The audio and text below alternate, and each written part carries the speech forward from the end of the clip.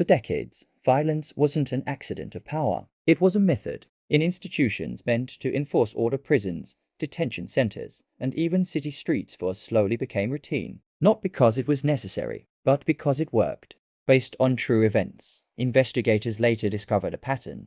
When authority went unquestioned, violence became the fastest way to control people who had no voice. At first, it was justified as discipline, a shove here, a beating there, non-compliance, they called it. But over time, the line between enforcement and abuse disappeared. Guards were rewarded for silence, not accountability. Complaints were buried, witnesses were intimidated, and victims were told no one would believe them. Official reports often said, inmate injured during restraint, but medical records told a different story: broken ribs, head trauma, internal bleeding. The truth only surfaced years later through lawsuits, leaked footage, and whistleblowers who risk everything to speak out. What made these cases even darker wasn't just the violence itself, it was how normal it became. When force is used often enough, it stops being shocking. It becomes policy without paperwork, tradition without justification, and the people on the receiving end, they were reduced to numbers, not humans.